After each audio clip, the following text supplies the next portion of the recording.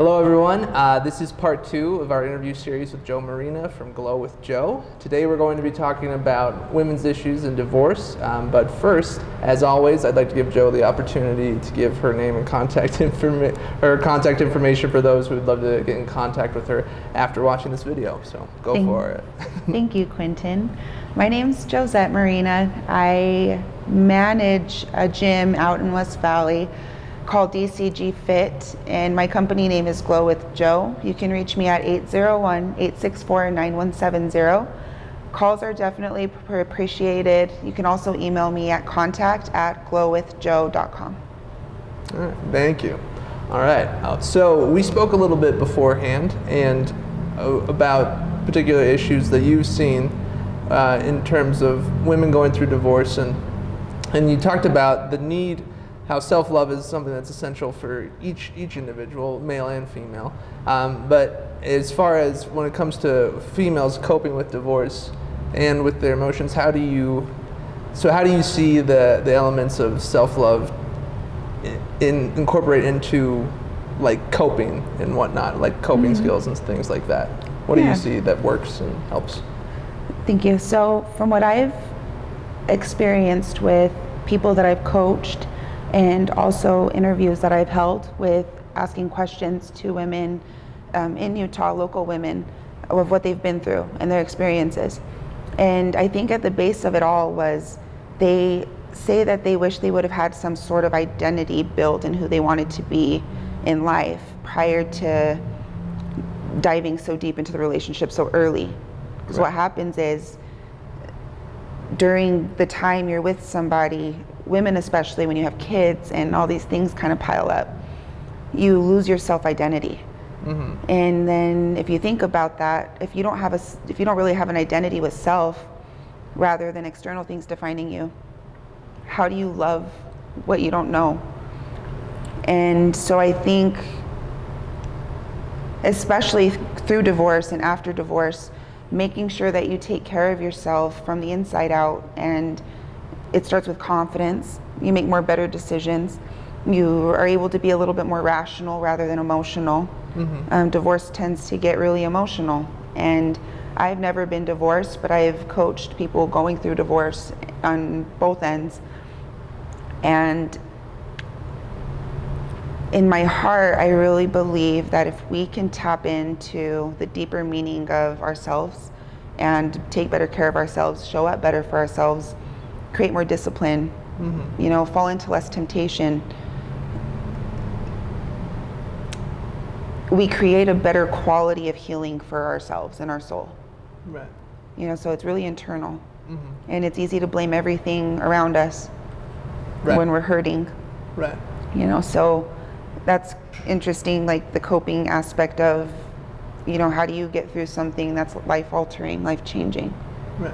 And when you take care of yourself, there's answers that kind of come as you're healing and growing through things, as you create better, programming for your mind. Right.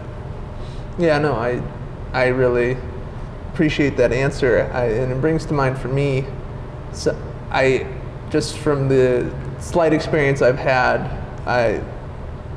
being like a legal assistant or whatever for a divorce attorney. I've only been tangentially related to divorce, meaning I've only seen it from the sideline. And I do kind of see that it seems that just one thing that I've noticed is that it's just like, especially when divorces that are very contentious, there's just a lot of pain. There's a lot of pain there. And so I guess when you're talking about self-care, how do you mitigate pain with self-care, I guess, if that makes sense? Because that pain is really real, and then, obviously, the part of the solution is taking care of yourself, but sometimes it's like, it's just a victory to like wake up in the morning sometimes, that kind of thing for some people. That's a great question. Pain is very real. Pain is the one thing that shapes us. And sometimes, this is how I like to explain it to my clients, sometimes we have to be broken down to the core, something so excruciating, to turn that pain into purpose and to make that pain matter into something is what we're designed to do. You know, if you think of every moment, and this is harder said than done, when you're in the moment of pain, there, you don't see anything else. It's right there, and there's nothing else matters. And, you know, it's not discrediting that you're hurting. It's truly just, you know, how do we take this pain and how do we make it matter? How do we go better into the world and move forward and choose to make more, you know, effective decisions for ourselves and get ourselves in more healthy relationships and, you know, heal ourselves from the experiences that we've previously endured, and not just pack them away and pretend that they're not there and, you know, walk away from them, and Right. that'll never work. Right. So the more you love yourself, the more you take care of yourself, your body does an interesting thing when it starts to work out. So exercise is proven to not only benefit your cognitive function, but it also stimulates different aspects of your body Right. that helps evolution and positive evolution. Right. So when you go through pain, it alerts your body in a way that you can either take care of it, or that pain is going to sit inside of you and it's going to hurt you long term in some way. Right. So, you know, our bodies are really magical, and just as much as we think about things, we should actually be acting on things and doing more for ourselves. And you'd be surprised what I've seen when people dial in and take care of the inner parts of self, the magical changes that their life ends up growing through, because I like to say they're in alignment with their own frequency. Yeah, that's interesting. Yeah, would you like relate that to like kind of like finding out who they are a little bit? Yeah, Okay. self-identity. Yeah. You know, like I think we were talking a little bit about that prior. During some of the interviews that I held, Yeah.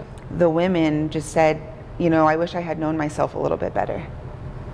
And it's never too late to get to know yourself. Right. You know, we're different versions of ourselves as we grow through life, and that's sometimes why divorce happens. Right. People just grow apart. Right. You know, words left unsaid. And so many people experience divorce for different reasons that it's really not linear. Right. The fact of the matter is, what happened, and it's very real and it's painful. Right. And the way that I've gotten myself through pain is taking care of myself. And now when painful things happen, it's a lot easier to get through those painful things. Right. So it's make the pain matter and turn it into matter and make it tangible. Sure. That makes sense. Yeah, so self-identity is interesting. I don't think we ever stop really learning about ourselves. Right. Right. And so having somebody in your corner or around you while you're in so much pain and that you can't quite see out of it yet, Right.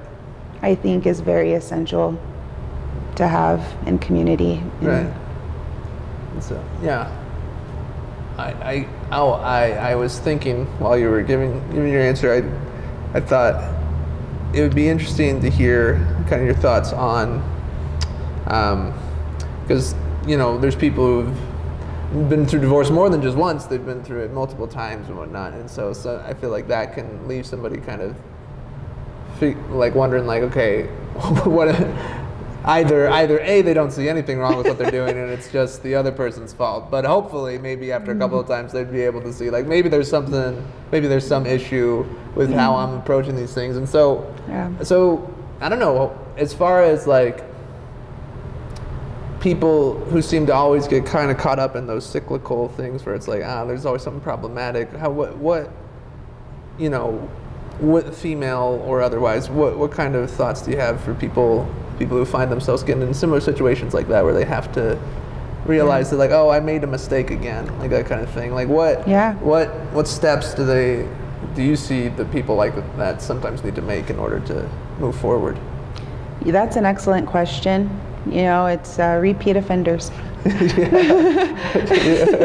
So it's like, if you think about it in that way, you know, if you're committing a crime over and over and over and it keeps hurting you, right. Why do we repeat that? And typically it has a lot to do with our trauma bonds that we hold on to.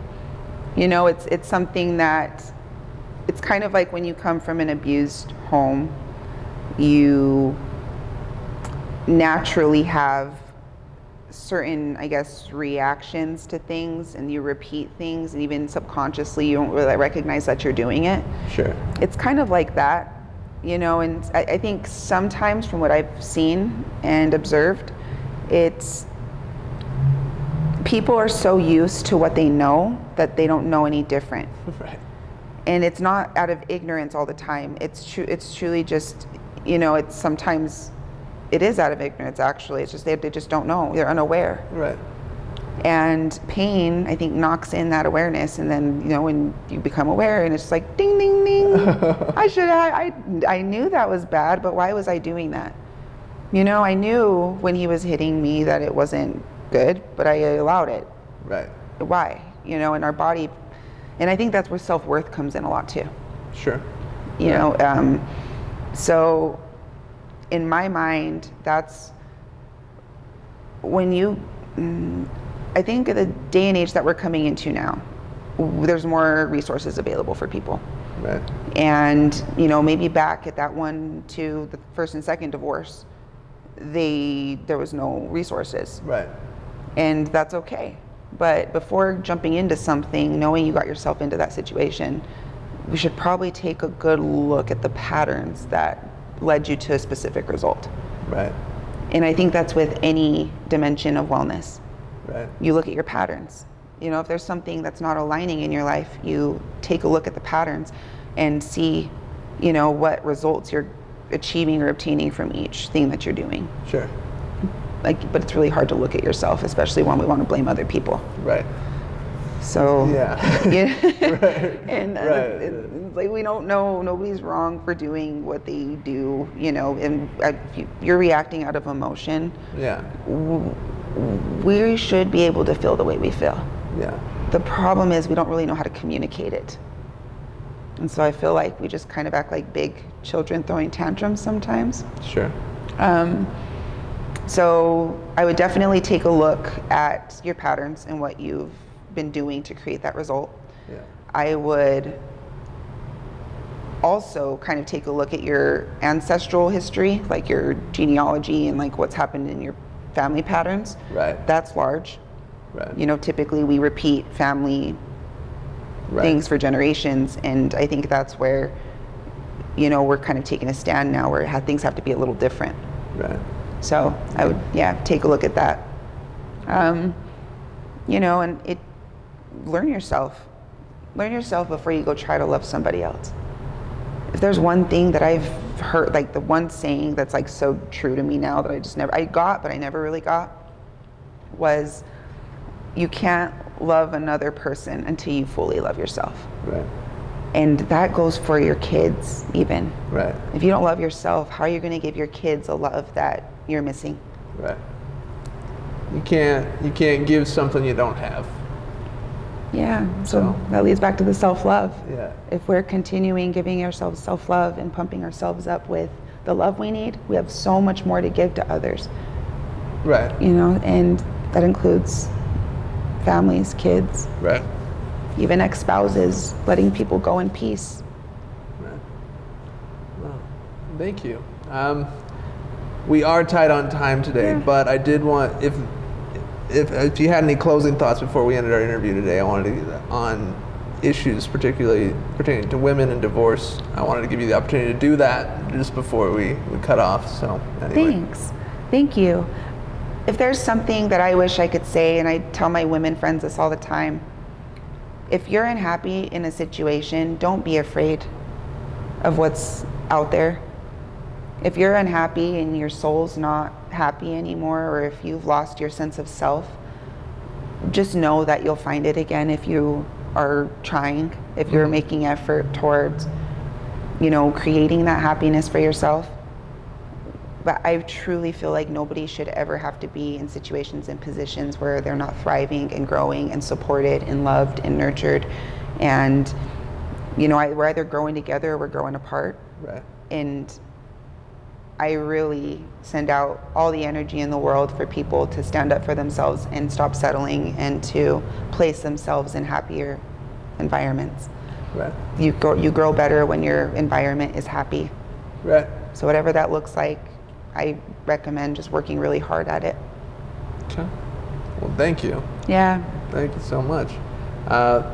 One more time for our viewers at home, if you'd be willing to give your name and contact information, Joe, that'd be great. Thank you. And then we'll wrap up. Yeah. Again, Josette Maurina. You can reach me at 801-864-9170. And then my email is contact@glowwithjoe.com. My company is Glow with Joe. All right. Thank you. Yeah, thank you.